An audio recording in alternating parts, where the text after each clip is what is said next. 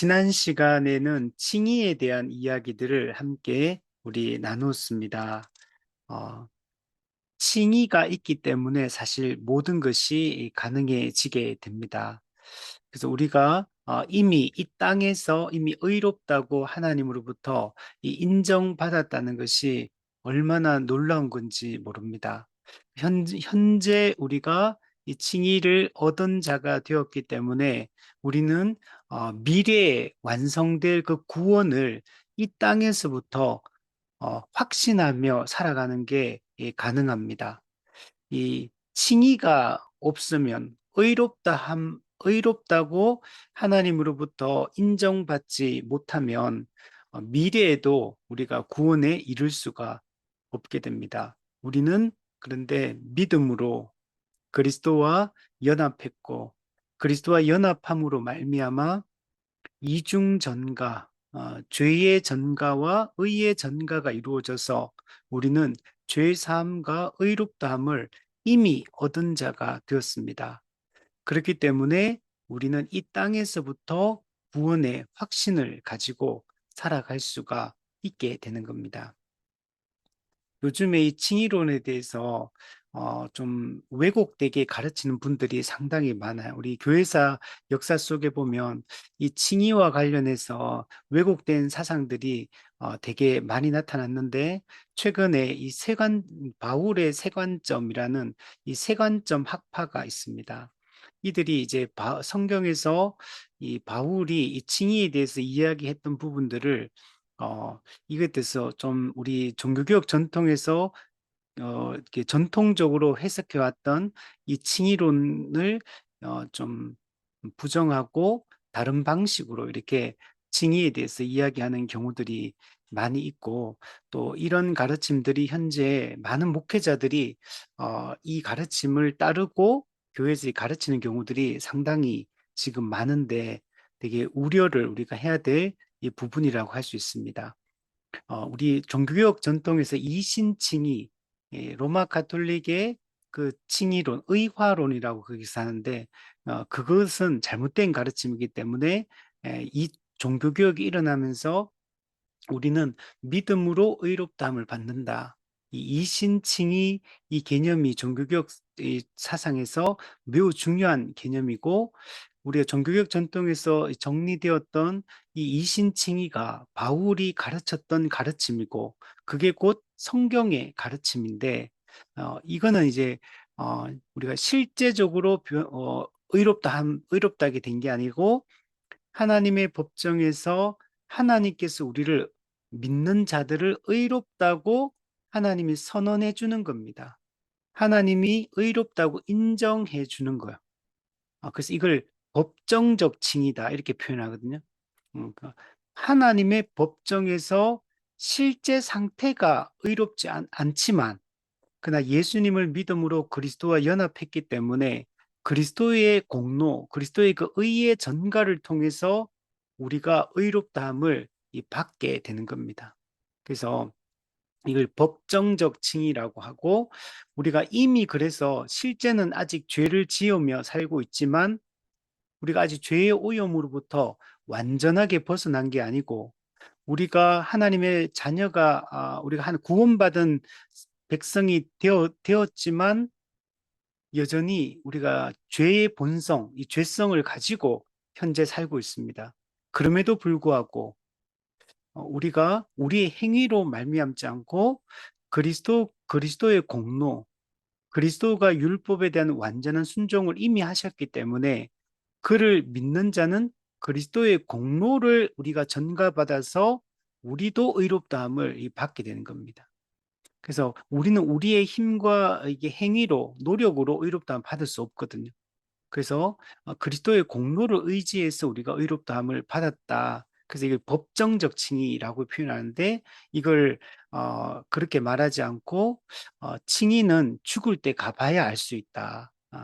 이 땅에서 우리는 이미 이 종교개혁 전통에서는 법정적 칭의를 이야기하고 우리는 이 땅에서부터 이미 우리가 의롭다함을 받았다는 확신을 가지고 현재 살아가고 우리의 미래의 구원에 이르게 되는 그 구원의 완성에 이르게 되는 것은 이미 이 확정되어 있고 이미 성령께서 그걸 보증해 주고 있다고 성경이 얘기하고 있는데 그걸 죽을 때까지 가봐야 한다. 이제 이렇게 말하니까 그러면 죽을 때까지 우리는 구원을 확신할 수 없게 되는 겁니다. 그래서 칭의가 지금 유보되어 있다. 우리는 지금 원래 종교개혁 전통은 칭의는 확정적이다 이렇게 말하는데 이제 세관점 학파에서는 칭의는 유보적이다. 죽을 때까지 가봐야지 그 사람이 천국 갈지 못 갈지 확신할 수 있다. 그 전까지는 아무도 확신할 수 없다. 그러니까 이 땅에서 긴장감을 가지고 살아야 된다. 이제 이렇게 주장하려고 하는 겁니다. 이제 이런 주장을 하게 된 배경은 우리가 우리 한국 교회도 그렇고 미국 교회도 뭐 이렇게 전반적으로 이 교회들의 모습이 이렇게 그 거룩하게 안 살고 그냥 나 예수 믿었으니까 구원받았다 끝 이렇게 돼버리고 뭐 그냥 교회 왔다 갔다 하고 기본적인 종교 활동하고 그 예수 믿으면 그냥 구원받았다 한 번 구원받으면 땡이다 뭐 이렇게 생각을 그리고 뭐 나는 이미 천국 티켓 땄다 그러니까 그래놓고 살아가는 삶에서는 전혀 성도다운 생각과 그런 태도와 삶이 없고 그 믿음의 열매가 분명히 나타나지 않음에도 불구하고 내가 외적으로 나 예수 믿는다고 고백했다. 그리고 나 세례 받았다. 나 교회 가고 있다. 종교 활동하고 있다. 그러니까 나는 천국 간다. 천국 티켓 이미 나는 땄다. 이제 이렇게 살아가니까 이런 거에 대해서 이게 뭐 구원받은 거냐 이게 그래서 이제 이런 바울의 세관점과 같은 끝까지 가봐야 한다. 끝까지 자기 행위로 내 그 참된 믿음을 가졌다는 걸 스스로 증명해야 된다. 이제 이렇게 되니까 유보적 칭의가 돼버린 거죠. 유보되어 있다 아직까지. 이제 이렇게 주장하지만 그러나 그거는 잘못된 가르침입니다. 우리가 이 종교개혁에서 이신칭의 바울이 율법의 행위로 의롭다함을 받지 못하고 오직 그리스도 예수를 믿음으로 의롭다함을 받는다는 이 이신칭의는 이 법정적 칭의를 이야기하는 거고 그리스도의 의 때문에 우리가 의롭다함을 받는 것이다. 이렇게 우리가 생각을 해야 됩니다. 그래서 우리는 이미 이 땅에서 의롭다함의 확신을 가지고 살아간다. 즉 구원의 확신을 가지고 이 땅을 우리가 지금 살아갈 수 여러분 있는 겁니다. 우리는 불확실하게 살아가는 게 아니라 확신을 가지고 이 땅에서 우리는 살아가고 또 하나님이 우리에게 택한 자에게 이 은혜를 베풀어 주셨기 때문에 우리는 성도의 궁극적 견인, 예, 끝까지 믿음을 어떤 환경과 핍박과 어떤 그런 공격들이 있다 하더라도 또는 내 안에 그런 연약성, 이 죄성 이게 남아있다 하더라도 하나님이 택하고 그리스도와 한번 연합하게 한 사람들은 끝까지 견고하게 믿음을 지키며 우리가 구원의 완성에 이르게 된다. 완성된 하나님 나라에 들어가게 된다는 것을 지금 이 순간부터 예수님을 믿고 이 복음을 우리가 믿고 따르는 그 순간부터 우리는 확신하며 여러분 살아갈 수 있다. 이제 그게 우리 전통적인 칭의론, 이 이신칭의의 개념이다. 이렇게 생각을 해야 됩니다. 자, 그래서 우리는 지난 시간에 이 의롭다 함을 받았다. 이 칭의에 대한 얘기를 했고 또 믿음에 대한 얘기를 의롭게 하는 신앙, 믿음에 대한 얘기도 했습니다. 이 믿음도 우리 스스로 믿음을 만들어낼 수가 없습니다. 그러니까 믿음은 인간의 결단, 인간의 의지, 인간의 노력의 결과로 우리가 믿는 것이 아니고 이 믿음조차도 하나님께서 주시는 은혜의 선물이다. 우리는 전적으로 타락하고 부패하고 무능력한 존재이기 때문에 스스로 믿을 수가 없습니다. 믿음도 생명 현상이거든요.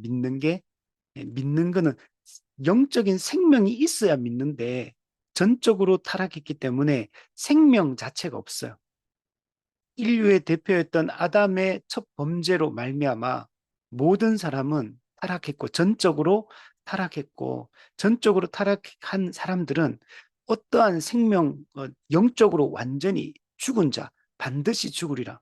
완전한 영적 죽음에 이르렀기 때문에 생명 자체가 하나도 없는 상태야. 그냥 뭐 조금이라도 생명이 남아 있으면 어떤 생명이 남아 있는 그 현상이 일어나지만 생명 자체가 완전히 전적으로 꺼져 버렸기 때문에 그래서 그 에스겔 말씀에 보면 마른 뼈 바싹 말라서 완전히 죽은 상태.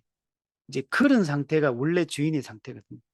근데 그런 죽은 자에게 하나님이 은혜를 베풀어 주시기 때문에 우리가 믿을 수 여러분 있게 되는 겁니다. 그래서 믿음 그 자체가 은혜의 선물이다.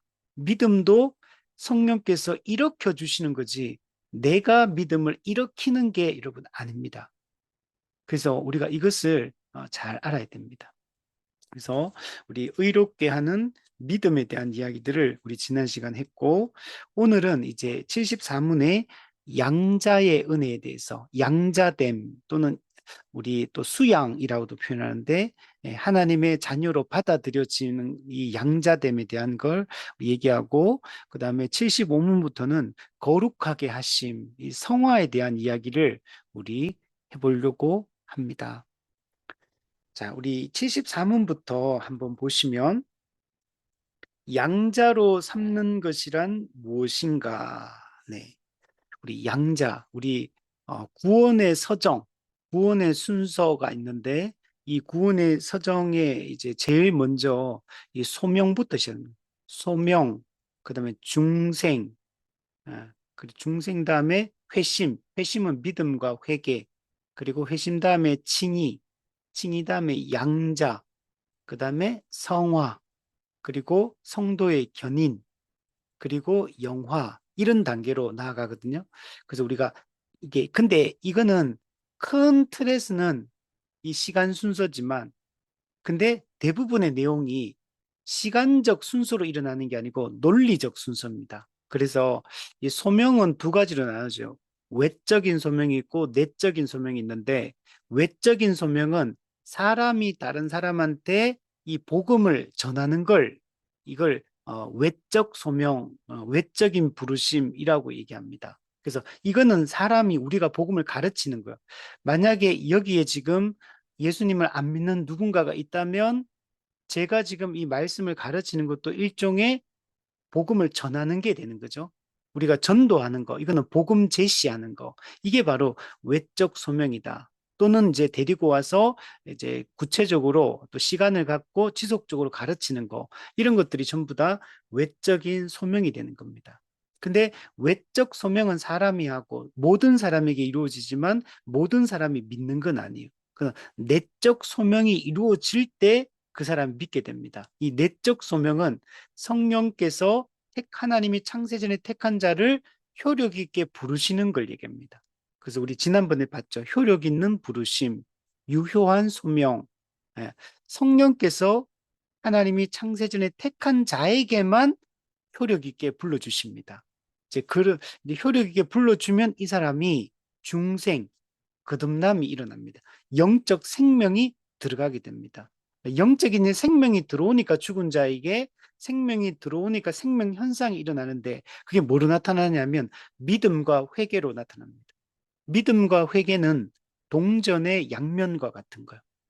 그래서 중생 거듭나니까 생명이 들어오니까 믿고 회개를 하게 됩니다. 그러니까 믿고 회개를 하니까 우리가 의롭다고 하나님께 인정을 받게 됩니다. 그 칭의가 이루어지고 칭의가 이루어지면 이 사람은 곧바로 하나님의 자녀가 됩니다. 자녀로 입양이 됩니다. 그래서 양자로 입양이 됩니다.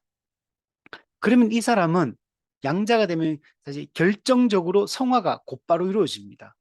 성화도 두 가지가 있거든요. 확정적 성화, 결정적 성화가 있고 점진적 성화가 있어요. 우리가 보통 성화라고 할 때는 이 점진적 성화를 이야기하는 거예요.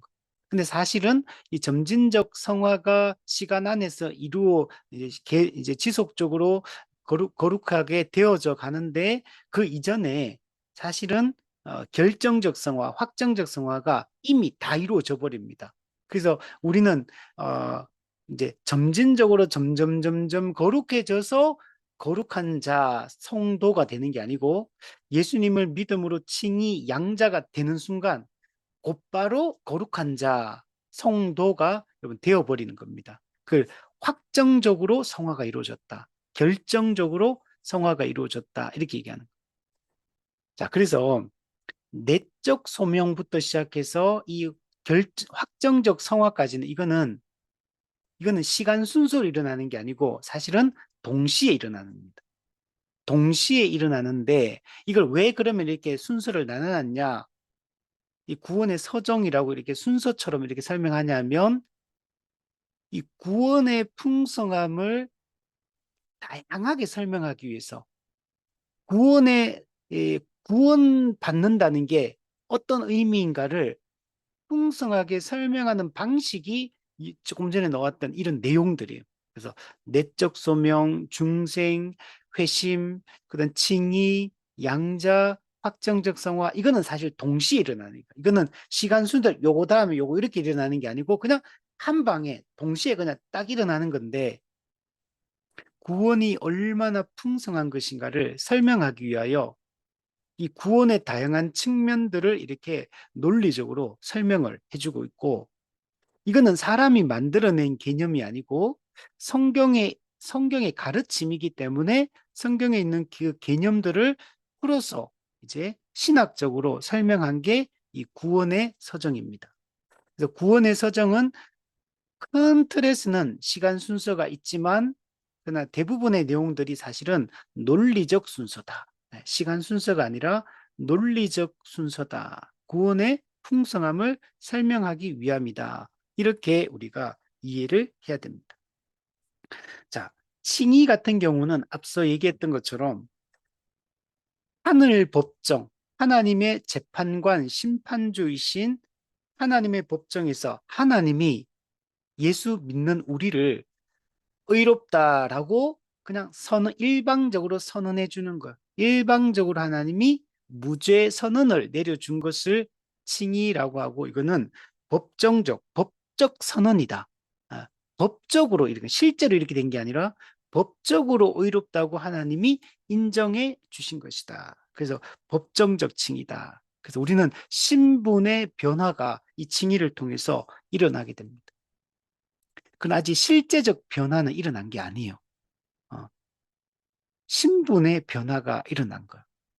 그래서 예수 믿으면 저는 예전에 저는 모태신앙으로 자랐는데 제가 고등학교 졸업할 때까지 하나님을 교회는 잘 다녔지만 하나님을 인격적으로 체험적으로 제가 잘 만나지는 못했습니다. 근데 하나님을 만나고 싶었어요. 만나고 싶었는데 근데 그때 그냥 교회는 잘 갔고 뭐 봉사도 하고 이런 건 다 했지만 제가 확신하지 못했어요. 근데 군대 제대하고 하나님을 인격적으로 만났는데 하나님을 만난 이후에 저는 제가 어떻게 생각했냐면 그냥 하나님 만나는 순간 제 생각하는 거, 행동하는 거 모든 게 그냥 확 180도 변하는 줄 알았어요.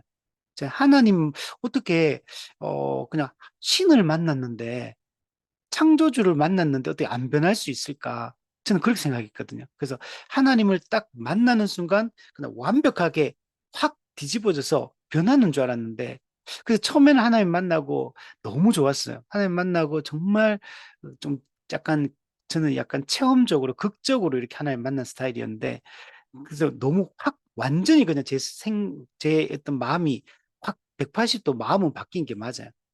근데 이제 제가 1년, 2년, 3년 이렇게 시간이 지나면서 실제 제 생활이나 제 어떤 감정, 제 어떤 태도, 이런 도덕적인 면, 이 모든 게 그냥 확 바뀌는 줄 알았는데 확 안 바뀌더라고요. 그래서 제가 시간이 지나면 이 고민을 왜 안 변할까? 그래서 이 하나님을 분명히 나는 확신하고 믿는데 왜 내 삶의 모습은 이렇게 좀 막 이게 확 바뀌지 않을까? 이것 때문에 고민을 많이 했었고, 그래서 좀 되게 그 부분이 참 이해도 안 되고, 했었는데, 제대로 이제 공부를 하고, 알고 나니까 이게 원래 이런 거구나. 원래 이게 정상적인 과정이라는 걸 알게 됐어요. 저는 이제 칭의를 예수님을 믿고 칭의를 받고 회심하는 순간 곧바로 그냥 천국에 들어간 사람처럼 이렇게 변하는 줄 알았는데 이제 그렇게 변하는 게 아니고 이 땅에서 과정이 있는 거죠. 이 과정이 어, 우리가 회심한 이후에 우리가 성화의 과정을 통해서 이 땅 살아가고, 그 좀 이따가 또 나오는데 성화는 이 땅에서는 완전하게 완전 성화가 이루어지지 않는 거라는 걸 이제 신학적으로 이제 성경을 이제 공부를 하면서 이제 알게 되었던 거죠.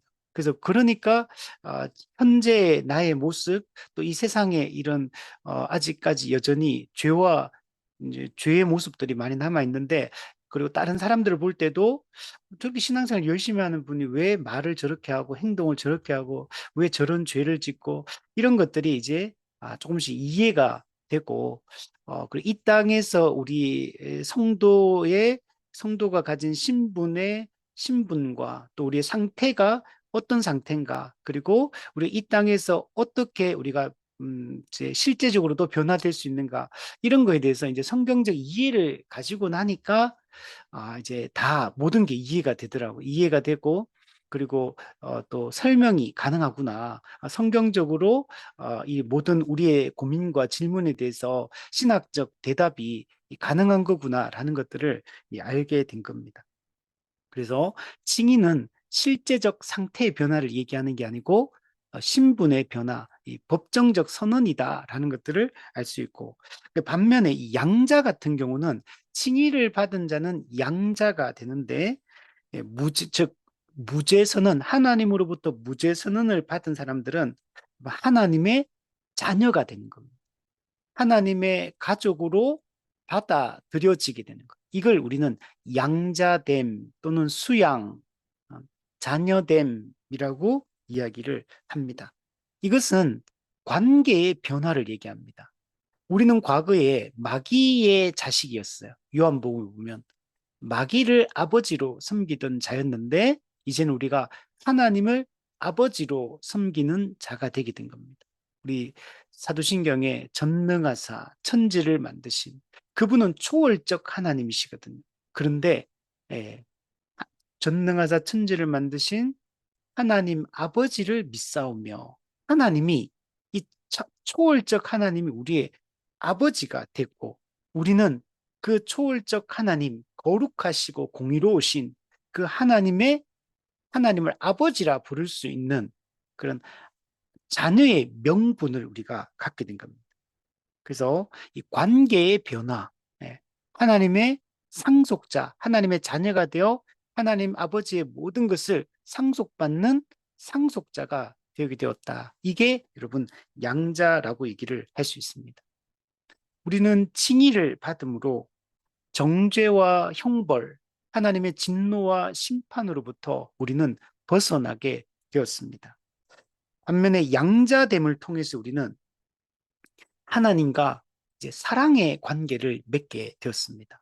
그래서 하나님 아버지와 이 친밀함과 연합을 누릴 수 있는 이런 존재가 되게 되었습니다.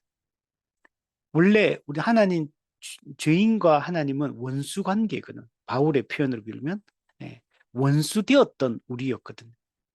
하나님과 죄를 지음으로 적대적인 대립과 갈등의 관계, 이 화목함이 깨지고 우리가 하나님의 진노 가운데 놓였었는데, 근데 이 모든 것이 회복되어서 다시 하나님과 이 사랑의 관계를 맺게 되었고, 우리 하나님과 친밀함을 누릴 수 있는 이런 존재, 하나님과 이 교제하고 소통하고 또 함께 살아갈 수 있는 이런 존재가 되게 됐습니다.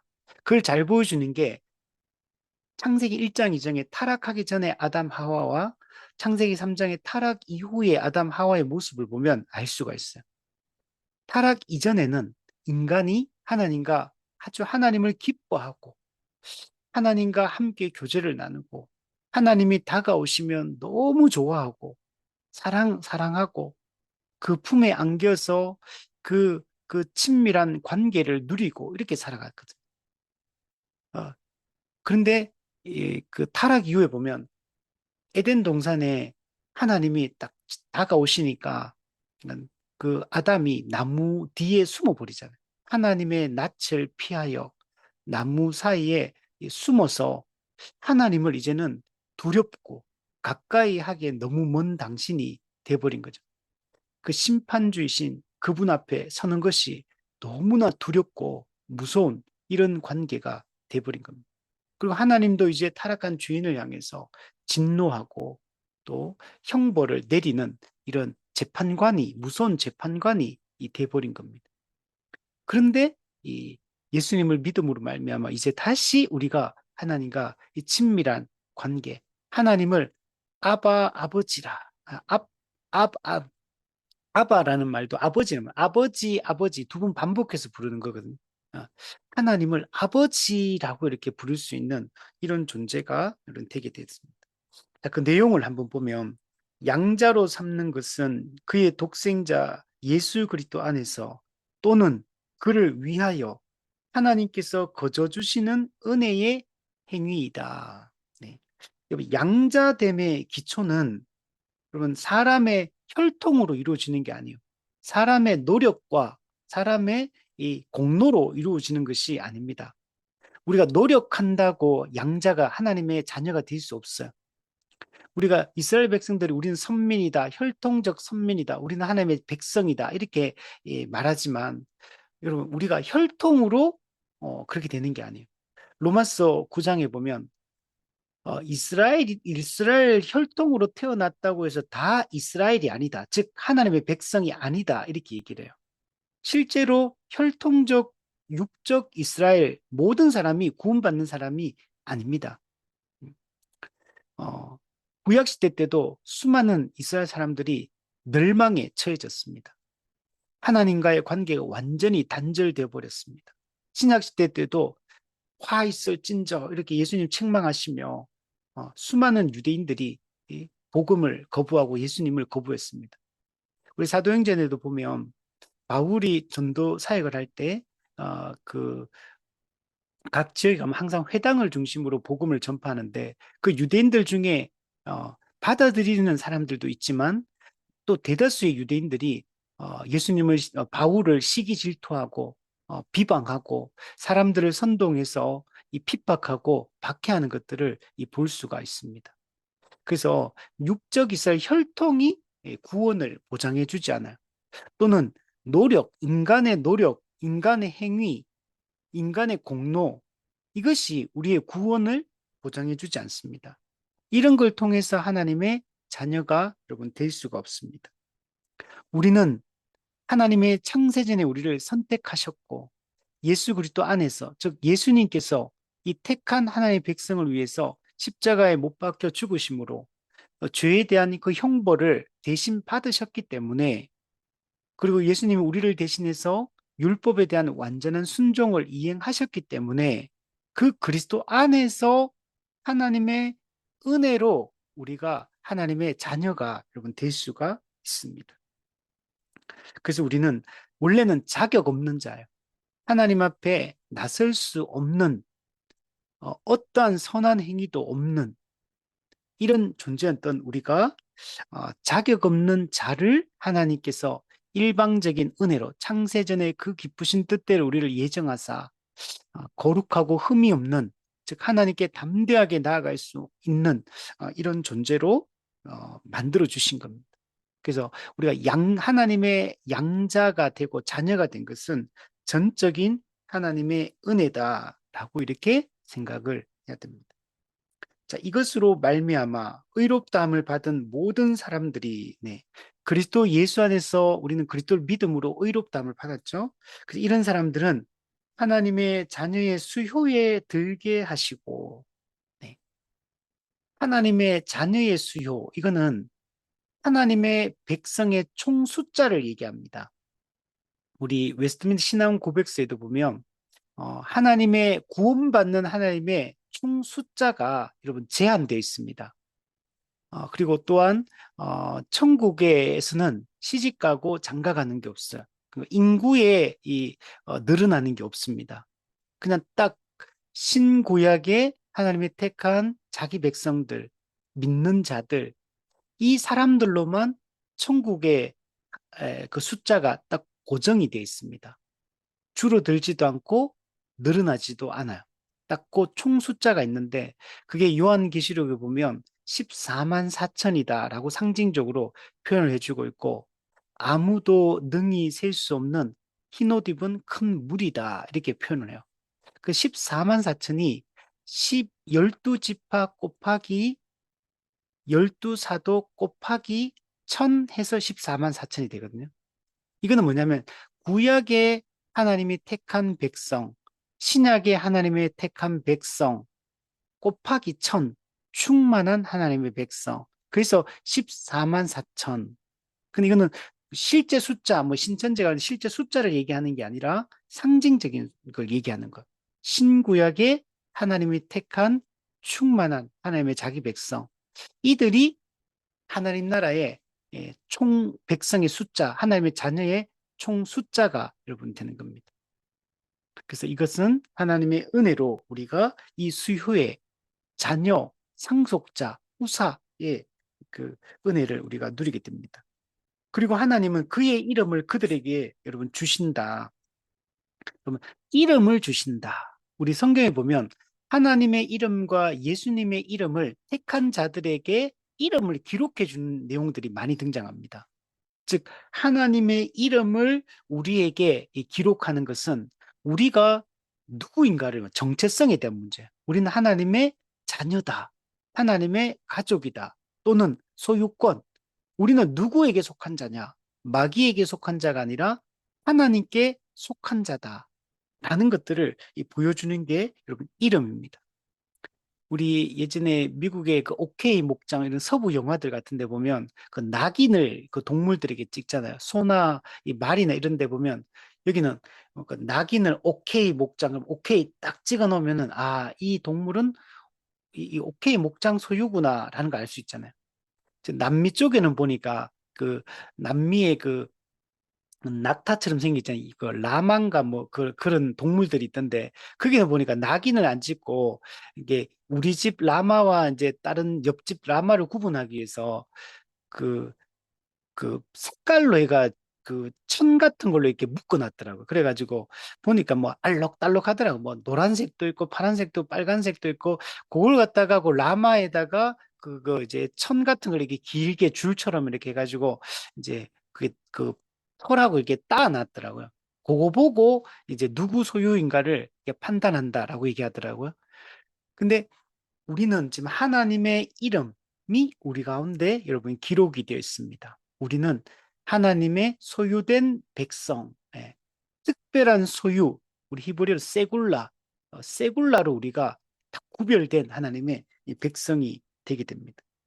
또한 우리 이게 하나님의 자녀가 되면 그의 아들의 영을 그들에게 주시고 그의 아들의 영은 성령님을 이야기하는데 성경에서 성령님은 하나님의 영이라고도 표현하지만 그리스도의 영이다 이렇게 표현하거든요. 그래서 그리스도의 영, 성령을 우리에게 부어주십니다. 그 성령이 우리에게 부어주니까 우리가 하나님을 아바, 아버지, 하나님을 아버지라 부를 수 여러분 있게 됩니다. 우리가 하나님을 아버지라 부르는 것은 성령님의 역사의 여러분 결과입니다. 이 성령은 또 다른 보혜사다. 보혜사란 말 쓰죠. 또 다른 그랬으니까 원래 보혜사는 누구냐면 예수 그리스도예요. 헬라어로 파라클레토스, 보혜사, 돕는 자, 위로자, 상담자, 변호자 이런 뜻이에요. 원래 예수님이 우리의 파라클레토스였어요. 보혜사였어요. 근데 예수님이 부활하시고 승천하셔서 하늘로 올라가시고 승천하셔서 주가 되신 왕이 되신 예수님이 우리에게 성령을 또 다른 보혜사를 보내어 주셔서 성령께서 우리를 돕고 또 상담하고 위로하고 변호해 주시고 이런 일들을 성령님이 지금 하고 계십니다. 그 성령님의 역사로 말미암아 우리는 하나님의 자녀가 되고 또 우리는 성령님 인도함을 따라 거룩하게 살아가고 끝까지 우리의 믿음을 지키며 살아가는 것이 다 이 성령님의 도우심을 통해서 여러분 이루어지게 됩니다. 또한 하나님의 자녀가 된 자는 하늘 아버지의 보호와 다스림을 받게 하시며 여러분, 우리는 하나님의 보호하심을 받습니다. 여기서 보호하심은 영적으로 보호함을 받아요. 육적으로는 이 땅에서 우리가 세상에 공격도 당하고 또 이 세상에서는 우리가 어려움도 당하고 다 합니다. 아, 그러나 영적으로는 완벽한 보호를 우리가 받게 됩니다. 그래서 끝까지 믿음을 지켜서 우리가 천국에 이를 수 있도록 하나님이 보호해 주시고 또한 우리를 다스리십니다. 그래서 이 땅에서 하나님의 자녀가 된 이후에 아버지이신 하나님이 자기 자녀를 돌보시고 또 다스리고 가르치고 인도하고 공급하듯이 하나님이 우리를 통치하셔서 올바른 길로 가게 하시고 우리의 모든 필요를 채우시고 공급하셔서 영육 간에 우리가 안전하게 살아갈 수 있도록 하십니다. 그러면 영적으로도 보호받지만 사실 육적으로도 보호를 받아요. 근데 육적으로 보호받는다는 말이 뭐 부자 되게 한다 또는 세상에서 뭐 잘난 사람이 되게 한다 이런 의미는 아니에요. 그런 의미는 아니지만 육적으로도 분명히 보호를 받아. 어떻게 보호받냐면 교회를 통해서 보호받아. 성도의 교제, 교회적 삶을 통해서 초대교회 그 서로가 돌보고 서로 나누고 서로 권면하고 위로하고 서로 가르치고 이런 방식으로 서로를 이렇게 돌보게 됩니다. 영적으로나 육적으로나 우리가 이 땅에서 하나님의 백성으로서 우리가 믿음을 지키며 거룩하게 살아갈 수 있도록 영적으로나 육적으로나 서로를 도우며 이런 식으로 살아가도록 하셨습니다. 그리고 또 뒤에 보면 하나님의 아들들이 갖는 온갖 특권을 받게 하신다. 네. 하나님의 아들들, 하나님의 자녀의 핵심은 뭐냐면 특권입니다. 특권. 자녀는 아버지의 것을 상속받는 특권, 상속권을 갖게 됩니다. 그래서 하나님의 자녀를 성경에 설명할 때 항상 후사, 즉 상속자 이런 개념을 씁니다. 우리는 어떤 상속자냐면 하나님의 모든 것을 상속받는 하나님의 상속자 이렇게 표현하고 근데 우리가 어떻게 하나님의 상속자가 될 수 있었냐면 그리스도 때문에 우리가 이 상속의 특권을 누리게 되었거든요. 그래서 성경에 보면 그리스도와 함께 한 상속자 이렇게 또 표현하고 근데 그리스도가 하신 일이 뭐냐면 타락하고 변질된 이 세상을 회복하시는 것. 피조 세계 전체의 회복. 그래서 이 회복된 이 피조 세계 전체를 이 전체가 뭐냐면 하나님 나라거든요. 이것 전체를 상속받아요. 그래서 세상의 상속자다. 예, 회복된 새하늘과 새 땅으로 변화된 이 하나님 나라 전체를 상속받는 자, 즉 하나님 나라를 상속받는 자. 이게 누구냐? 하나님의 자녀로 입양된 교회, 양자된 교회가 이 모든 것을 받아 누리게 된다는 겁니다. 그래서 그 뒤에 보시면 모든 약속의 후사로 삼으시고 약속의 후사, 즉 하나님 나라 회복에 대한 약속을 성경에 주셨는데 그 모든 하나님 나라를 이제 실제적으로 약속의 후사로서 그 나라를 상속받게 되고 영광 중에 그리스도와 함께 후사가 되어서 그리스도 안에서 우리는 이 모든 복에 참여하게 됩니다. 이미 우리는 이 복을 이미 받았어요. 이거는 미래에 나중에 주는 게 아니고 이미 주어져 있는 겁니다. 에베소서 1장 3절에 하늘에 속한 모든 신령한 복을 주시되 이미 주셨다. 과거 완료로 기록돼. 이미 다 주셨어. 교회는 만물을 충만케 하시는 이의 충만함이니라. 즉 예수 그리스도의 충만함. 이게 곧 하나님의 충만함이고 이게 곧 하나님 나라의 충만함. 이 모든 것을 이미 교회는 받아 누립니다. 물론 이 땅에서는 그것을 완전하게 아직은 누리지 못해요. 이미와 아직의 한계 속에 있지만 그러나 이미 그는 이미 주어져 있는 거예요. 이미 보장되어 있는 거예요. 그리고 미래에 이거는 완전하게 누리게 될 것을 성령께서 여러분 보증해 주고 있는 겁니다. 그래서 우리는 이 현세에서도 이 하나님의 나라를 누리며 살아가고, 그래서 이걸 이미 임한 하나님 나라, 현재적 하나님 나라 이렇게 얘기합니다. 그리고 그러나 아직 완성되지 않았어요. 완전하게 누리지는 못해. 그래서 완성될 나라, 완성된 나라를 우리가 소망하며 이 땅을 현재 살고 있는 것입니다. 이게 우리가 양자됨으로 말미암아 누리는 것이다. 양자됨은 관계의 변화를 이야기하고, 우리가 양자됨의 핵심은 상속의 특권, 하나님 안에서 우리는 자녀로서 이 아버지의 모든 것을 누릴 수 있는 자가 되었다. 현세에서도 그것을 누리고 미래에 우리는 완성적으로 그것을 누리게 된다. 자, 근데 우리가 양자라고 할 때 예수님도 양자가 아니고 예수님도 하나님의 아들이라고 하잖아요. 예수님의 하나님의 아들과 우리 성도들이 하나님의 아들 또는 자녀다라고 하는 것은 여러분 똑같은 의미는 아니에요. 예수님은 하나님의 친아들입니다. 예수님은 우리가 그 사도신경에서 그 외아들 우리 주 예수 그리스도를 믿사오며, 그 외아들이라고 하는데 그 외아들이 독생자라는 의미입니다. 근데 독생자라는 말은 예수님은 하나님의 하나밖에 없는 독자다, 이런 얘기를 하는 게 아니에요. 독생자, 외아들, 친아들이라고 얘기할 때는 그거는 유일하고 독특한 아들이다, 이런 의미를 쓰고 있습니다. 예수님은 하나님의 유일하고 독특한 하나님이다, 아들이다. 즉 예수님의 하나님의 아들이라고 할 때는 예수님은 하나님과 본질이 같은 분이다. 예수님은 하나님과 권세와 영광이 동등한 분이다. 즉 예수님은 하나님이시다. 동일한 본질을 가진 하나님이시다 라는 얘기를 하는 거예요. 그러나 우리가 하나님의 자녀다라고 할 때는 사람이 구원받는다고 해서 하나님과 동일한 본질을 갖게 되는 게 아닙니다. 하나님의 그 또 권세와 영광과 동등한 권세와 영광을 갖게 되는 게 아니에요. 즉 사람이 구원받아 하나님이 되는 게 아닙니다. 하나님이 되는 게 아니라 하나님의 그 영광에, 그 권세에 참여하는 자가 된다.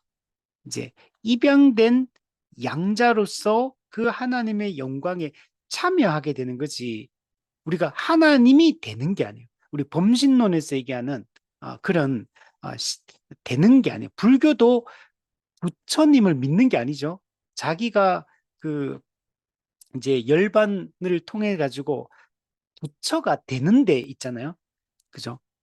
그러니까 첫 번째로 열반한 존재가 부처 석가모니였고, 그 뒤를 이어서 또 욕심을 버리고 또 고행과 이런 여러 가지 선행과 업적을 쌓아서 자기가 부처가 되는 거라면, 성경에서 얘기하는 것은 우리가 구원받아 하나님이 되는 게 아니라 하나님의 그 은혜와 영광에 참여하는 자가 된다, 이런 의미예요. 근데 예수님은 다르다. 예수님은 제2위 하나님으로서 그분은 하나님과 동일한 분이다. 그래서 예수님도 하나님이시다, 이제 그 얘기를 강조하는 겁니다. 자, 75문에 보면 거룩하게 하심이란 무엇인가? 이제 성화에 대한 얘기를 하고 있죠. 성화는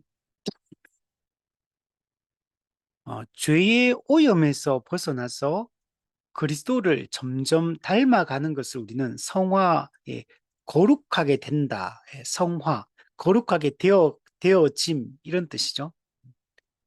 근데 앞서 잠깐 얘기했듯이 성화는 확정적 성화가 있고 점진적 성화가 있다. 확정적 성화는 하나님의 이 은혜의 행위로서 우리가 하나님의 은혜로 우리가 예수님을 믿으면 우리가 하나님의 자녀, 양자가 되어서 우리는 그냥 거룩한 자, 하나님이 우리에게 요구하시는 그 거룩의 수준을 이미 이룬 자, 거룩한 자, 성도, 이미 거룩한 자가 되어버리는 것. 예수님을 믿으면 그냥 확정적으로, 결정적으로 그냥 거룩한 자, 성도가 되어버린 겁니다. 그러니까 뭐 예를 들면 순도 뭐 80% 거룩한 자, 뭐 95% 거룩한 자 이런 게 아니고 순도 100% 거룩한 자, 이렇게 되는 겁니다. 이걸 결정적 성화, 이제 확정적 성화라고 얘기를 한다. 이거는 믿을 때 하나님의 은혜로 그냥 이루어지는 거다. 이렇게 생각을 해야 되고, 그 이후에 어떻게 되냐면 이제 실제적으로 그리스도를 닮아갑니다. 실제적으로 하나님의 형상을 회복해 가기 시작합니다. 그래서 죄와의 싸움을 통해서 또 하나님의 말씀에 대한 순종을 통해 실제로 의롭게 거룩하게 살아가는 것을 통해 점점 더 실제적으로 거룩해집니다. 실제 우리의 상태가 실제로 거룩해져 가는 것을 점진적 성화다라고 얘기합니다. 그러니까 확정적 성화는 그냥 믿을 때 그냥 순식간에 이루어지는 걸 얘기해 순간에 이루어지는 거고, 점진적 성화는 시간의 간격을 두고 점차 우리가 죄와의 싸움을 통해 말씀에 순종하는 것을 통해 점점 더 그리스도를 닮아가는 것을 점진적 성화다. 그리고 이 점진적 성화는 이 땅에서는 완전하게 이루어지지 않습니다. 즉 완전 성화가 이루어지지 않습니다. 이거는 예수님 재림 이후에 또는 우리가 개인적 종말, 육체적 죽음 이후에 우리는 이제 완전 성화, 영화의 단계에 여러분 들어가게 됩니다. 우리가 성화라는 것은 우리가 이미 영적 생명을 가지고 있고 그 영적 생명을 가지고 있기 때문에 생명 현상이 일어나기 때문에 이 점점 더 그리스도를 닮아서 거룩해져 여러분 가는 것입니다. 그 징이가 신분의 변화, 양자가 관계의 변화라면 성화는 상태의 변화를 실제로 저 가는 거기 때문에 상태의 변화라고 얘기를 할 수 있습니다. 그리고 지금 우리가 여기서 이제 그 성화라고 할 때는 이 점진적 성화를 염두에서 밑에부터 하는 말들입니다. 주로 대부분이.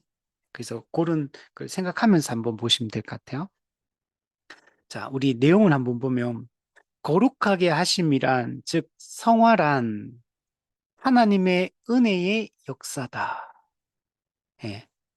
우리 앞서 봤듯이 칭의도 하나님의 은혜의 역사고 양자도 하나님의 은혜의 역사고 중생도 하나님의 은혜의 역사고 회심도 하나님의 역사고 모든 게 다 하나님의 역사예요. 그러니까 구원과 관련해서 이 구원의 서정에 있어서 우리의 공로, 인간의 공로, 노력, 의지, 결단 이런 거는 하나도 없어요. 구원은 전적으로 하나님이 주도하십니다. 주도권은 하나님이 가지고 있어요. 인간의 어떤 행위도 구원 문제에 있어서 여러분 개입할 여지 자체가 아예 없습니다. 하나님의 강력한 은혜의 역사로 우리가 칭의를 얻었을 뿐만 아니라 양자가 되었을 뿐만 아니라 성화도 하나님의 은혜로 말미암아 우리가 거룩해져 가는 겁니다. 물론 여기는 인간의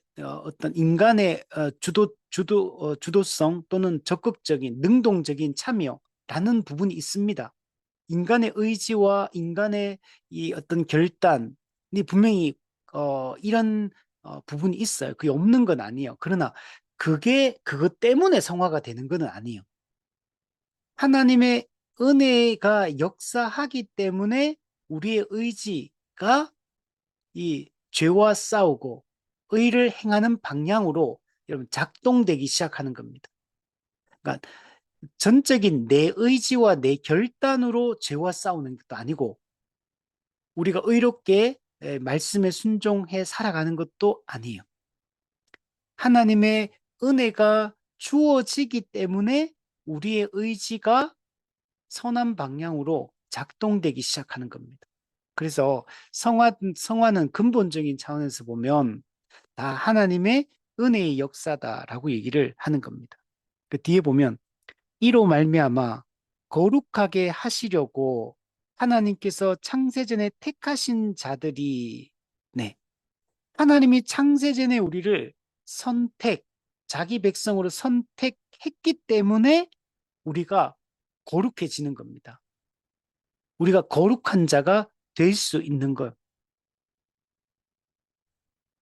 그래서 에베소서 말씀 보면 창세전에 그 깊으신 뜻대로 우리를 예정하사, 예, 거룩하고 흠이 없게 하시려고 자기의 아들들이 되게 하셨다. 예, 거룩하고 흠이 없게. 왜? 죄인은 거룩하신 하나님께 나아갈 수 없기 때문에 흠 있는 재물은 하나님께 나아갈 수가 없어요. 그래서 죄의 문제가 완전히 해결된 자만이 하나님께 나아갈 수 있거든요. 예수 그리스도 안에서 우리는 우리의 모든 더러운 죄의 찌꺼기가 완전히 씻겨져서 거룩하시니까 하나님께 이제는 담대하게 나아갈 수 있는 자, 거룩하고 흠이 없는 하나님의 아들들, 즉 하나님의 자녀가 여러분 되게 된 겁니다. 그래서 하나님이 먼저 창세전에 그의 기쁘신 뜻 가운데 선택하시고 때가 되매 강력한 성령의 역사를 통하여 그리스도의 죽음과 부활의 적용을 받게 하신다. 네. 예수님께서 우리 죄인을 구원하기 위하여 택한 자기 백성을 구원하기 위하여 이 땅에 성육신 하셨고 십자가의 형벌 대속적 죽음을 죽으셨고 죄와 사망의 권세를 이기고, 예, 예수님이 죽음으로 모든 걸 성취하셨기 때문에 사망에 매여 있을 수 없어요. 그래서 예수님이 부활하시게 됩니다. 그 예수님의 십자가 죽음과 그 부활의 그 공로가 성령님의 강력한 역사를 통해서 때가 되었을 때 우리에게 적용이 됩니다.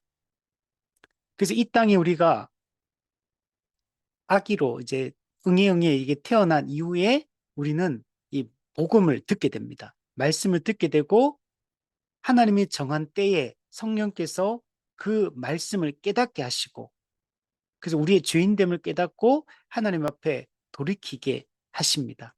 그리고 우리는 이제 예수님을 우리의 구원자로 믿게 됩니다. 그러면은 그리스도가 죽으시고 부활하심으로 말미암아 성취하신 그 그리스도의 그 공덕, 그 은혜의 복, 유익을 우리에게 성령께서 적용하심으로 우리가 거듭나게 여러분 되는 것입니다. 그래서 선택이 있었고 예수님의 십자가 죽음과 부활이라는 객관적 사역이 있었고 그리고 때가 되었을 때 성령께서 그 복음을 듣게 하시고 그 복음을 믿게 하시고 우리를 하나님의 백성으로 변화시켜 주시는 겁니다. 그래서 우리가 하나님의 자녀가 되어서 결정적 성화가 이루어지고 그때부터 이제 우리가 새로운 존재가 되었기 때문에 점점 더 이제는 실제적으로 이제 거룩하게 살아가기 시작합니다. 왜냐하면 이제는 죄를 미워하는 마음이 들어와요. 존재의 변화가 일어나기 때문에 죄를 미워하고 의를 사랑하는 마음이 거듭난 성도들에게는 이제 있게 됩니다. 그래서 구원받은 하나님의 이 백성들은 죄를 지으면 우리 안에 계신 성령님께서 우리 양심을 통해서 책망하시기 때문에 그래서 우리가 불편합니다. 그래서 하나님의 뜻대로 살아갈 때는 기쁨이 넘치지만 죄를 짓고 하나님이 기뻐하지 않는 것들을 행하기 시작하면 우리의 마음에 이 불편함이 있고 그래서 다시 이 죄를 회개하고 돌이켜서 또 거룩하게 살고자 우리가 애쓰게 여러분 되게 되는 겁니다. 자, 그래서 뒤에 보시면 그러므로 인하여 하나님의 형상을 쫓아 온 사람이 새롭게 되고, 네. 여러분, 우리는 완전히 새로운 존재가 되게 됩니다. 새로운 우리는 피조물이 되게 됩니다. 우리가 예수님을 믿고 우리가 새로운 성령의 역사에서 새로운 존재가 되었기 때문에 이제는 우리가 새 마음을 가졌고 새 마음을 가진 자는 새 사람처럼 이제 이게 살아갈 이 의지와 또 새로운 존재답게 살려고 하는 이런 열망을 이 성도들이 여러분 갖게 됩니다. 우리가 새로운 존재가 될 때 굳은 마음을 제거하고, 네. 하나님이 이 기뻐하지 않는 것을 좋아하던 굳은 마음을 제거하고 부드러운 마음, 하나님이 기뻐하는 것을 이제는 좋아하고 열망하는 이 새로운 마음을 갖게 되었기 때문에 우리는 이제 이제 하나님이 기뻐하는 뜻대로 살아가고자 하는 그 열망을 여러분 갖게 됩니다. 생명에 이르는 회개의 씨와 그 밖에 다른 구원의 은혜들을 그들의 마음속에 두었다. 네. 우리가 성령께서 우리 가운데 역사하시면 우리가 생명에 이르는 참된 회개를 하게 됩니다. 이게 율법적 회개가 아니라 복음적 회개를 하게 됩니다. 율법적 회개는 뭐냐면 지옥 가는 게 무서워서 심판받는 게 무서워서 이렇게 하는 걸 율법적 회개라고 합니다. 근데 이거는 잘못된 거. 우리 불교에 불교도 이제 극락 지옥 개념 있잖아요. 그래서 불교도 지옥이 막 몇 군데로 나눠져 있고 그 예전에 영화 신과 함께 보면 지옥의 그 불교가 그 보여주는 그 지옥의 모습은 그러니까 율법적 회개를 일으키는 거예요. 그 무섭죠. 막 불이 타고 막 고통스럽고 거기서 영원히 막 살아야 되고 그 신과 함께 영화만 봐도 아 지옥 가는 게 무섭다 막 이런 생각이 들 정도로 뭐 무섭게 느껴지잖아요. 그런 걸 율법적 회개라고 얘기합니다. 근데 이거는 참된 회개가 아니에요. 물론 이것도 필요합니다. 이제 이런 지옥에 대한 무서움을 느끼는 것은 필요하죠. 근데 반드시 여기 이 지옥에 대한 이 두려움, 율법적 두려움에서 이제 복음적 두려움 으로 넘어가서 복음적 회개를 하는 것이 여러분 중요합니다. 자신의 죄인됨을 깨닫고 하나님의 진노의 무서움을 깨닫고 이제는 하나님의 그 은혜에 대한 그 감사와 그 열망으로 거룩하신 하나님의 뜻대로 살고자 하는 이런 복음적 회개로 우리는 나아가야 되는 겁니다. 그래서 이 생명에 이르는 회개의 씨로 말미암아 이제 생명의 씨앗이 우리 가운데 발화되었기 때문에 이제 전인격적인 변화가 나타나기 시작합니다. 마음과 행동의 변화들이 나타나게 됩니다. 또한 그 밖에 다른 모든 구원의 은혜들을 우리는 누리게 됩니다. 양심의 평안을 누리고 성령 안에서 구원의 즐거움을 누리고 이 하나님과의 교제의 기쁨, 성도 서로 간의 교제의 기쁨, 그리고 궁극적 견인에 대한 확신, 그리고 실제적으로 영육 간에 이 땅에서 하나님 나라의 복을 실제적으로 이 땅에서 우리는 누리며 살아가게 됩니다. 또한 여기서 끝나는 게 아니에요. 이 그 은혜들이 고무되고 증가되고 강화됩니다. 은혜는 계속 고무됩니다. 자극을 받아요. 그래서 계속 증가하고 강화가 계속되어집니다. 그래서 점점 더 거룩해지고 점점 더 그리스도를 닮아가게 됩니다. 하나님의 우리가 은혜의 방편을 부지런히 사용하며 늘 말씀과 기도와 이 교회적 삶을 우리가 살고 있으면 성화는 멈춰 있는 게 아니에요. 이 땅에서 점점 더 그리스도를 닮아가게 되고 성장하고 이 변화가 일어나게 됩니다. 그래서 그리고 여기에 하나님의 이 은혜의 증가로 말미암아 계속 우리가 자극을 받아서 신자는 우리 스스로도 여러분 능동적으로 변해요. 능동적으로 적극적으로 주도적으로 우리가 움직이기 시작합니다. 거룩을 더 추구하고 더 거룩하기 위해서 죄와의 싸움을 더 적극적으로 피 흘리기까지 싸우기 시작하고 새 생명 가운데 이제 살아가기 시작합니다. 그래서 율법에 순종하여 의를 행하고 은혜가 더 충만해지고 점점 더 그리스도를 닮아가게 됩니다. 이전에 줬던 모든 것을 이제는 해로운 것으로 여기고 배설물로 여기고 이제는 하나님이 기뻐하는 위의 것, 하늘의 것을 소망하며 살아가는 자가 되게 됩니다. 그래서 새로운 생각을 하고 새로운 삶의 방식으로 이제 이 땅을 우리가 살아가게 됩니다. 그래서 하나님 중심, 말씀 중심, 교회 중심의 삶들을 우리가 살아가게 됩니다. 그래서 우리가 그 거룩의 열매, 의의 열매가 우리가 뚜렷하게 나타나기 시작하고 우리는 이걸 보면서 우리의 구원을 더욱더 확신하게 됩니다. 그래서 우리가 구원받은 하나님의 이 백성으로서의 그 담대함과 확신을 가지고 이 땅을 우리가 살아가게 됩니다. 그리고 이 죄의 영향력은 점점 더 줄어들기 시작합니다. 그래서 죄를 미워하고 혐오하는 마음들이 점점 더 강해져요. 그래서 작은 죄를 지어도 성도들은 깨어있는 성도들은 그걸 불편하고 정말 너무 하나님께 죄송하고 그래서 이 죄와의 싸움을 더 적극적으로 하게 되고 더 의를 사랑하는 마음들을 또 갖게 되고 이제 이렇게 점점 더 점진적 성화를 우리가 이루어가게 여러분 되는 것입니다. 76문에 보면 생명에 이르는 회개란 무엇인가? 예, 회개, 아까 했던 참된 회개, 예, 복음적 회개. 이건 단순히 후회하는 게 아니에요. 그냥 잘못을 뉘우치고 후회하는 것을 우리가 예, 생명에 이르는 회개라고 말하진 않습니다. 이 생명에 이르는 회개는 우리의 전인격이 완전하게 완전하게 돌이키는 걸 얘기해요. 완전히 유턴하는 걸 이 생명에 이르는 회개라고 얘기합니다. 원래 죄인들은 전부 다 굳은 마음을 가지고 있기 때문에 하나님이 기뻐하는 것을 싫어합니다. 마귀가 좋아하는 것들을 좋아하고 타락한 자신의 욕망을 따라서 그 욕망을 채우는 방향으로 원래 생각하고 그 방향으로 살아가는데 회개라는 것은 그 방향을 완전히 뒤집는 걸 얘기하는 정반대의 방향으로 이제 살아가고 생각의 방향, 삶의 방향이 완전하게 뒤집어지는 것을 생명에 이르는 회개라고 합니다. 근데 어떻게 이게 이루어지냐면 하나님의 성령과 말씀에 의해서 죄인의 마음속에 이루어지는 구원의 은혜다. 회개는 사람의 도덕적 결심으로 이루어지지 않아요.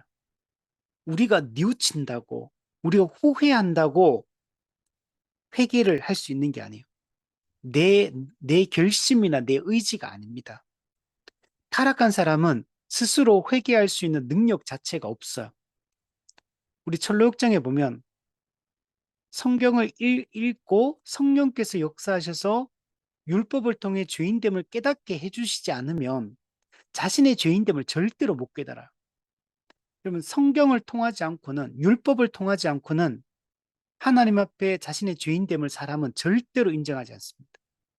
우리 철로역정에 보면 수많은 인물들이 등장하는데 그 성령께서 말씀을 통해서 죄인됨을 깨닫게 해주지 않는 모든 사람은 외적으로 종교적 행위는 다 하지만 자신의 죄인됨을 진정으로 인정하지 않아요. 그리고 자신이 영적으로 그 지옥 심판 가운데 하나님의 진노 가운데 놓여 있음을 전혀 인식하지 못합니다. 그래서 죄짐을 지지 않아요. 죄의 무게감을 느끼지 못합니다. 죄짐이 없다 보니까 구원의 필요성도 느끼지 못해요. 그냥 자신의 타락한 욕망을 채우는 것에만 온통 관심이 있고 구원의 의미도 자신의 타락한 욕망이 완전히 채워지는 거 그걸 구원이라고 생각해요. 전혀 성경에서 얘기하는 죄인됨에 대한 의식과 그 구원의 은혜에 대한 갈망이 전혀 없습니다. 오직 말씀을 수단으로 성령께서 죄인됨을 깨닫게 해주지 않으면 죄의 비참함과 하나님의 진노의 엄중함과 무서움을 깨닫지 못하고 그걸 못 깨달은 사람은 구원의 필요성도 구원자의 필요성도 인식하지 못하게 여러분 되는 겁니다. 그런 사람은 절대로 이 전인격적인 완전한 돌이킴, 마음과 행동의 이 돌이킴이 일어날 수가 없는 겁니다. 이 생명에 이르는 회개는 창세전에 하나님 택한 자에게 성령께서 말씀을 수단으로 깨우쳐 주실 때만 이 생명에 이르는 회개, 우리 철로역정의 좁은 문, 참된 회개가 여러분 가능하게 되는 것입니다. 자, 뒤에 보면 그로써 자기의 죄의 위험성과 더러움과 추악함을 보고 느끼고 통회하게 된다. 네. 율법을 통해서 성령께서 깨우쳐 주시면 죄의 위험함을 깨닫게 합니다. 죄에 대해서 하나님의 공의로운 심판이 있다는 사실을 깨닫게 돼요. 이 죄의 더러움, 죄가 얼마나 더러운 것인가를 깨닫게 돼요. 죄가 얼마나 추악한 것인지를 깨닫게 됩니다. 자, 이것을 어떻게 되면 보고, 느끼고, 통회한다. 여러분, 죄로부터 돌이키는 참된 회개는 감정적인 애통함 이전에 여러분 지성적 이 깨달음이 먼저 있어야 돼요. 그래서 율법을 통해서 지성적으로 내가 왜 죄인인가를 깨달아야 돼요. 죄가 무엇인지, 죄의 본질이 무엇인지, 왜 성경이 모든 사람이 죄인이라고 이야기하는지 지성적으로 이해를 해야 돼, 지성적으로. 그러니까 죄에 대한 정확한 개념, 죄의 본질이 무엇인지. 그러면 나는 왜 그 측면에서 봤을 때 내가 왜 죄인이라고 말하는지 지성적으로 이해를 해야지만 그래야지 감정적인 그 애통함, 그 애통하는 자는 복이 있는 죄에 대해서 애통하는 이게 가능해지게 됩니다. 그래서 자신의 죄인됨을 인정하지 않거나 복음을 믿지 않는 사람들은 율법을 통해서 죄를 깨닫는 이 과정이 없기 때문에 그래요. 죄가 뭔지를, 그냥 죄를 단순히 그냥 이 도덕적인 의미로 유교에서 말하는 그런 이 도덕적 어떤 죄, 이런 또는 이 국가가 말하는 형법적 죄, 이런 인간적 차원에서 인간 서로 간에 이루어지는 인간과 자연 속에서 동물 간에 이루어지는 이런 죄라고 이해를 하고 있는 거예요. 죄는 근본적으로 사람과의 관계를 다루는 게 아니에요. 죄는 하나님과의 관계에 대한 얘기를 하는 거예요. 하나님에 대한 범죄를 얘기하는 거지 사람에 대한 범죄는 그냥 죄의 증상에 불과한 거예요. 하나님에 대한 범죄이고 하나님을 향한 범죄다라는 것들을 인식을 해야 돼요. 그래서 하나님의 그 창조주 되심과 하나님의 그 주되심을 거부하고 하나님 없이 스스로의 힘으로 하나님으로부터 독립해서 살아가려고 하는 자기가 주인이 되어 살아가는 게 이게 죄의 본질적인 측면이거든요. 여기서부터 시작하면 우리 믿지 않는 사람들 중에 착한 사람들 많거든요. 양심적인 사람들, 선한 사람들, 남을 배려하기 잘하고 욕심 부리지 않고 늘 희생적인 삶을 살아가는 선한 사람들. 교회 안 다녀도 그런 사람 많거든요. 다른 동기에 의해서도 남에게 악을 행하지 않으려고 애쓰는 착한 사람들이 세상에는 정말 너무 많아요. 교회 다니는 사람보다 훨씬 더 이타적이고, 훨씬 더 양심적이고, 훨씬 더 인간적이고, 훨씬 더 도덕적으로 깨끗하게 사는 사람들이 많거든요. 그럼에도 불구하고 왜 그들이 다 영원히 심판받기 합당한 죄인이고, 영원히 지옥 형벌을 받기 합당한 자라고 얘기하냐면, 창조주로 인정하지 않고, 그 하나님을 예배하지 않고, 그 하나님을 의존하지 않고, 그 하나님을 믿지 않고, 그 하나님의 말씀에 순종하지 않고, 그 이면에는 자기가 주인이 되고 왕이 되어서 자기가 자기의 힘으로 자기를 위하여 살아가고 있는 게 모든 인간인 겁니다. 도덕적으로 살인을 했다, 간음을 했다, 형법, 법에서, 법을 어겨서 또는 도덕적으로, 인륜적으로 어떤 뭔가를 했기 때문에 그 사람이 영원히 지옥 가야 된다라고 말하는 게 아니라 하나님에 대한 범죄이기 때문에 이것이 무서운 거고 이것 때문에 모든 사람이 죄인이라고 얘기를 하는 겁니다. 그래서 우리가 성경적 의미에서 죄의 본질이 무엇이고 왜 우리 모든 사람이 죄인이라고 하는지 이걸 이해를 하고 그래야지만 진정으로 죄인됨에 대한 자각과 그 고백이 가능하고 그리고 구원자의 필요성을 깨닫게 되는 겁니다. 자, 뒤에 본 따라서 그리스도 안에서 베푸시는 하나님의 긍휼하심을 깨닫고, 네. 자기 죄를 몹시 슬퍼하고 미워한다. 네. 그리고 우리는 우리 스스로가 이런 죄인됨을 깨닫지 못하고 또 우리 스스로 죄의 문제를 해결할 능력도 없어요. 우리는 오직 내 힘으로는 이 죄를 처리할 수 없다. 구원받을 수 없다. 그래서 그리스도 예수 안에서 베푸시는 하나님의 긍휼하심을 깨닫고 그 긍휼하심을 기대는 겁니다. 그 성경에 보면 예수님 만난 그 죄인들이 다 하는 말이에요. 주여 나를 불쌍히 여기소서. 다윗의 자손이여 나를 불쌍히 여기소서. 다윗의 자손 메시아여 나를 불쌍히 여기소서. 이게 본질적인 것. 우리는 우리의 공로나 행위, 더러운 옷에 불과한 우리의 공로나 행위를 내세울 수가 없어요. 자기 의는 더러운 옷이에요. 우리는 그리스도를 의지하고 하나님의 긍휼하심을 의지하는 겁니다. 그걸 믿음이라고 합니다.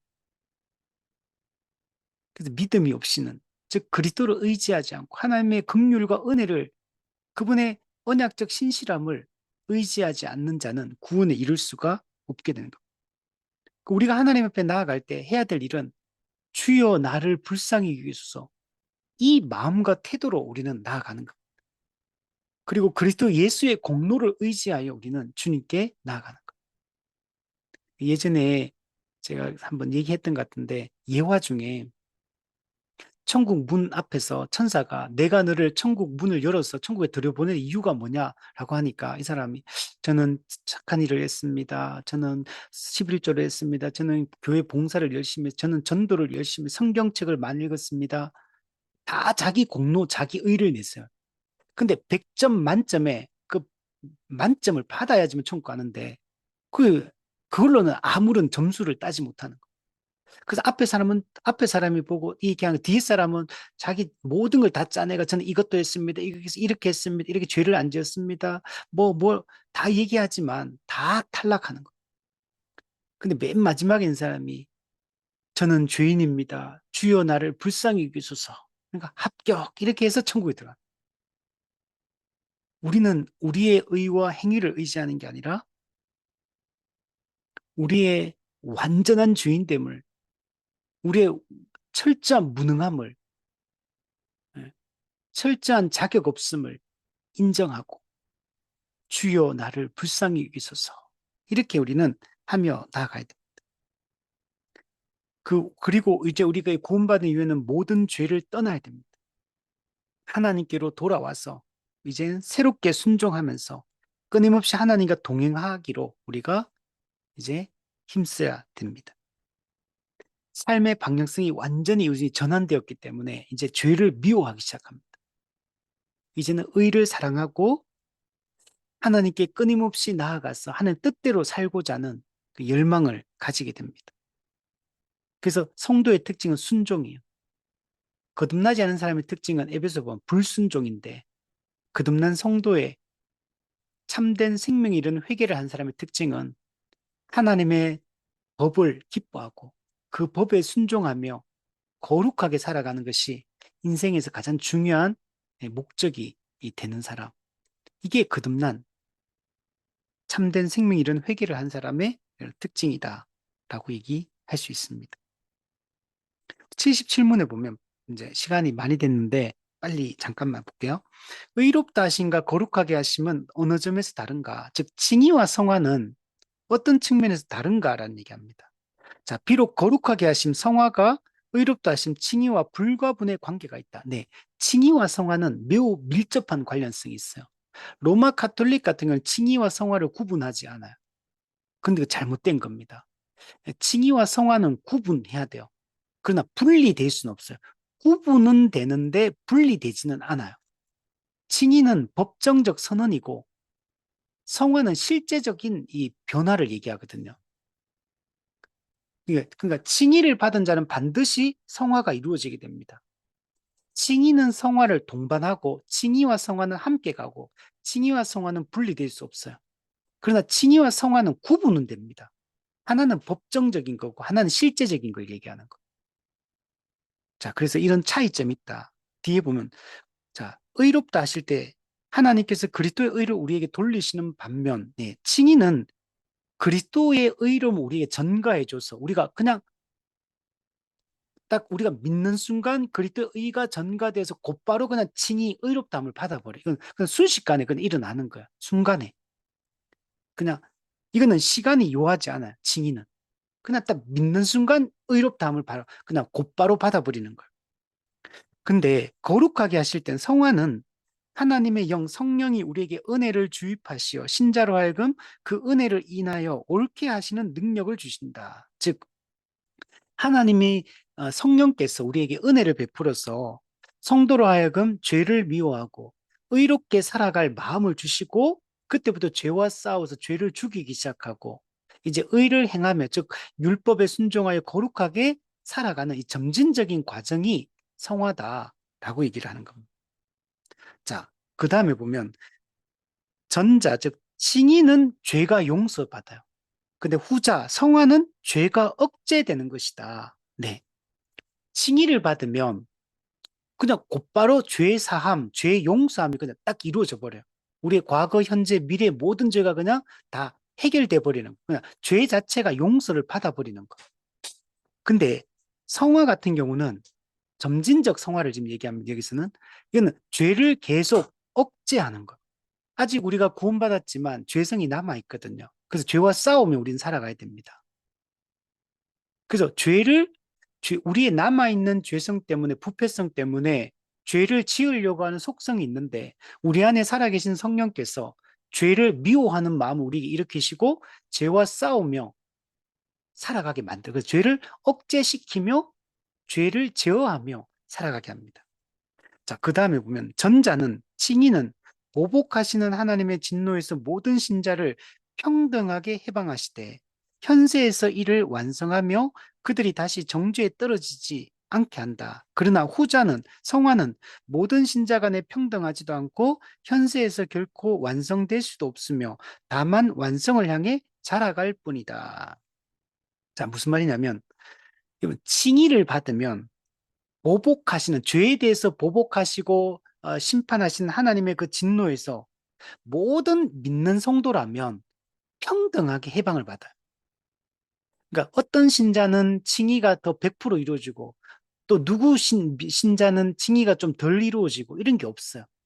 그냥 딱 참된 믿음으로 예수 그리스도를 믿으면 모든 믿는 자는 똑같이 법정적 칭의, 하나님으로부터 의롭다고 그냥 선언되고 무죄 선언이 그냥 내려지는 겁니다. 그러니까 모든 믿는 자에게는, 그러니까 믿는 자는 칭의를 받고 안 믿는 자는 칭의를 못 받고 이 딱 두 가지밖에 없어요. 근데 성화는 다릅니다. 성화는 물론 믿지 않는 자는 성화, 칭의를 안 받은 사람은 성화가 이루어질 수 없겠죠. 근데 칭의를 얻은 신자라 하더라도 이 점진적 성화는 달라요.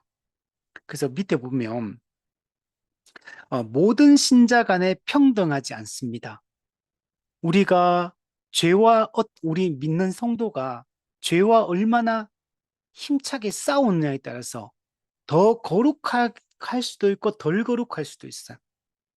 우리가 말씀에 순종하여 의를 더 행하는 사람과 말씀에 순종하지 않고 말씀의 은혜를 받지 않는 사람과는 같은 성도라 하더라도 이 성화의 차이가 많이 납니다. 그리고 이 칭의 같은 경우는 칭의는 그냥 이 땅에서부터 현세에서 그냥 칭의가 100% 그냥 이루어지는 겁니다. 근데 성화 같은 경우는 이 성화, 완전 성화, 성화의 완성이 이 땅에서는 이루어지지 않습니다. 우리가 죽음 이후에 우리 영혼의 영화, 성화의 완성이 이루어지고 육체는 또 재림 때까지 기다려야 됩니다. 근데 우리 나중에 예수님 재림 이후에는 이제 우리 육체도 부활해서 완전하게 성화되어서 그리고 영혼과 육이 다시 결합해서 영육 통일체로서 신자가 하나님 나라에서 성화의 완성이 이루어진 상태에서 살게 되는 겁니다. 근데 칭의 같은 경우는 이 현세에서 이미 의롭다고 그냥 완전히 이루어져 버리는 겁니다. 그리고 다시는 정죄에 떨어지지 않아요. 정죄도 법적인, 그러니까 죄에 있다라고 선언되지 않아요. 정죄를 받지 않게 됩니다. 그래서 칭의와 성화는 이게 이어지는 개념이고 연결되어 있기 때문에 이게 또 이렇게 떨어뜨려서 이렇게 이해해서도 안 되고 같이 연결해서 개념을 이해해야 되고 그러나 칭의와 성화는 차이점이 있다. 이 차이점을 정확하게 구분하는 게 좋아요. 근데 로마 가톨릭 같은 칭의와 성화를 구분하지 않아요. 그냥 칭의와 성화를 그냥 같은 걸로 봐버려요. 이렇게 되어버리면 또 문제가 됩니다. 칭의가 법정적으로 이해하고 성화를 실제적으로 이해하고 이렇게 돼야 되는데 근데 그 로마 가톨릭은 칭의를 의롭게 된다라고 말해요. 그러니까 의화되면 그냥 성화가 동시에 나타나는 걸로 그냥 이해해버리기 때문에 근데 실제 우리의 삶은 죄의 영향을 받으며 살고 있기 때문에 그들의 주장이 잘못됐다는 걸 경험적으로도 잘못됐고 신학적으로도 잘못됐다는 걸 알 수가 있습니다. 마지막 78문 왜 신자의 거룩하게 됨이 즉 성화가 이 땅에서는 완성될 수 없는 것인가? 신자의 거룩하게 됨이 완성될 수 없음은 그들의 모든 부분에 죄의 잔재가 여기 이렇게 묻어 있다. 죄의 잔재가 아직 남아 있기 때문이다.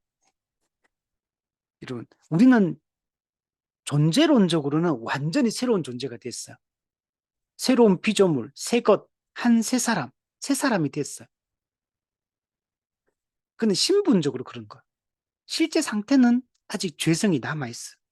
죄의 잔재가 남아있고 죄의 오염이 남아있습니다.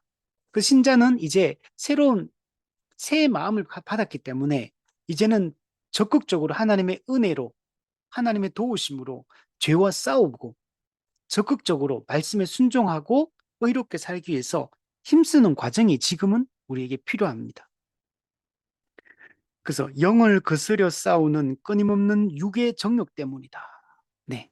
우리 갈라디아 말씀에 보면 성령의 소욕과 육체의 소욕이 서로 대립하고 있다. 갈등한다. 이렇게 말하죠. 우리는 이제 성령이 우리 안에 내주하시기 때문에 우리는 이제 성령의 이 열망을 갖게 됐어. 근데 이제 죄의 열망도 동시에 가지고 있어. 근데 어느 게 더 강하냐면 거듭난 신자는 성령의 이 욕구와 이 죄의 욕구가 대등하게 동등하게 이렇게 막 싸우는 게 아니고 신자는 성령의 열망, 욕구가 소욕이 훨씬 강합니다. 죄의 욕구도 그런데 남아있어요. 그래서 이 죄의 욕구가 우리의 원래 변화된 신자의 마음은 성령의 그 소욕을 따라 살려고 하는데 이 죄의 소욕이 못 살도록 영향을 미쳐요. 그러나 성령의 소욕이 신자는 훨씬 강해요. 그래서 신자는 성령의 소욕으로 죄의 소욕을 이게 짓누를 수가 있어요. 그 신자는 죄와 싸워 이길 수 있는 힘을 가지고 있는 존재고 죄와 싸워 이기는 힘이 죄에 지는 힘보다 더 강해요. 그래서 신자는 이 땅에서 죄 짓는 걸 당연하게 생각하면 안 된다는 얘기예요. 어쩔 수 없다. 육신이 연약하여 인간이어서 그냥 이런 죄를 지은다. 그거는 그렇게 말하면 안 됩니다. 신자는 그런 사람이 아니에요.